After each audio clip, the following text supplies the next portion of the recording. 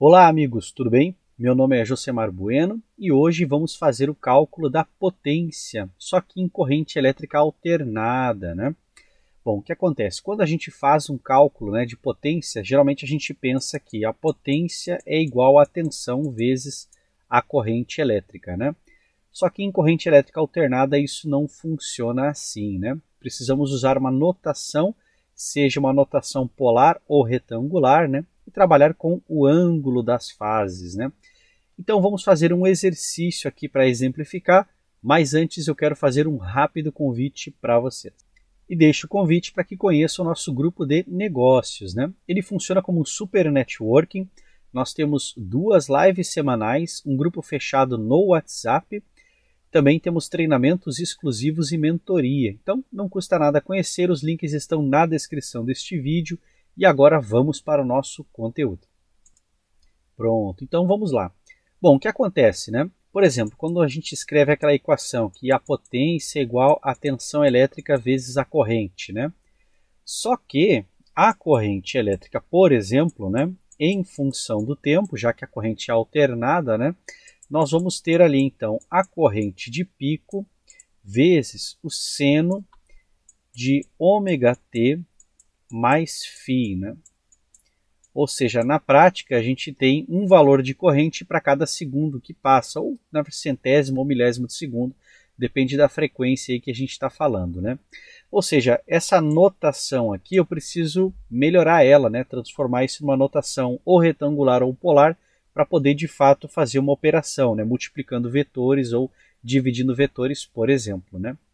Bom, então neste exercício aqui, então temos um exemplo mais simples, né? Então diz assim: os valores na entrada de um circuito que alimentam uma carga elétrica monofásica são. Então nós temos aqui a tensão elétrica, aí essa notação aqui que tem uma bolinha em cima significa um vetor. Então o vetor tensão elétrica, né? Então ele coloca 200, né, a um ângulo de 30 graus, e isso aqui volts. Então tudo isso aqui é a tensão, né? Então 200 seria a tensão de pico, e aqui há um ângulo de 30 graus, né? E a corrente também, ó, a notação vetorial, né, com a bolinha em cima, na verdade é um I maiúsculo, né, então aqui confunde um pouco, né? Então 10 amperes é a corrente máxima, né? Quando eu falo corrente máxima ou tensão máxima, aí você tem que lembrar que na corrente elétrica alternada nós temos, né, a onda senoidal. Então aqui seria o máximo valor para corrente ou para tensão, né? E aqui então há um ângulo de 60 graus, né? Bom, então ele pede no exercício calcular a impedância, calcular a potência ativa, calcular a potência reativa e calcular o fator de potência, né? Então vamos fazer aqui o primeiro, né? Para calcular a impedância é um pouco mais simples, né? Ou seja, a impedância, que é um vetor, ela vai ser a função, né, a tensão, dividido então pela função corrente, né? Então agora eu preciso escrever na forma polar ou retangular. Nesse caso aqui eu tenho as duas na forma polar, e para fazer o cálculo não é tão difícil, né? Ou seja, eu vou dividir 200 por 10, vai me dar então aqui 20, e o ângulo, né, vai ficar 30 graus menos, né? Quando é uma divisão a gente subtrai. Então 30 graus menos 60 graus vai nos dar menos 30 graus, né? Então a impedância é 20 num ângulo de menos 30 graus, e isso é medido em ohms também, né? Bom, para calcular a potência ativa, eu vou pegar a tensão de pico, por isso não tem ali a bolinha em cima, não é o vetor, é a tensão máxima, né? Vezes a corrente de pico, vezes o fator de potência, que é o cosseno do ângulo φ, ou o cosseno da fase, né? Nesse caso a fase está aqui, ó, menos 30 graus, né? Então fica simples, né? Então 200 vezes 10, né, vezes o cosseno de menos 30, né?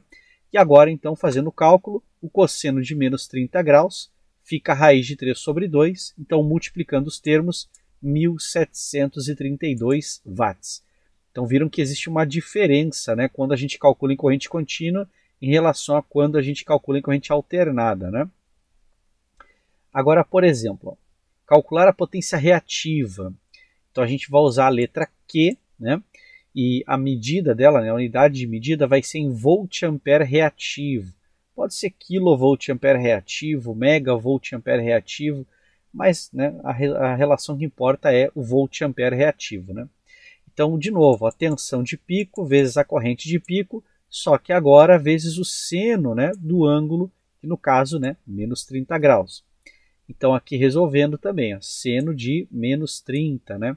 E aí multiplicando 200 vezes 10 vezes o seno de menos 30 graus, então menos 1000 volt-ampere reativo, né? Depois temos aqui, para calcular o fator de potência, então o cosseno de φ, o cosseno de menos 30, raiz de 3 sobre 2, ou seja, 0,86, né? O que seria algo como 86% do aproveitamento, né? E aí o detalhe, né? Como nós tivemos um resultado negativo aqui, então significa que o circuito ele é capacitivo, ou eu posso falar que o circuito, né, tem, digamos que a fase está adiantada, né? Ou seja, um circuito capacitivo, ou então estamos em um circuito com a tensão adiantada, né? Então, só para relacionar, né? Geralmente a gente fala em capacitivo ou indutivo, né? Fica mais fácil assim, né? Potência reativa capacitiva, potência reativa indutiva. Certo, pessoal? Então é isso, né? A ideia é trazer um exercício bem simples aqui para ilustrar como funciona, né?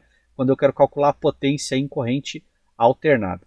Certo, pessoal? Então um grande abraço e até o nosso próximo vídeo e confiram os links na descrição aqui do vídeo e vamos lá.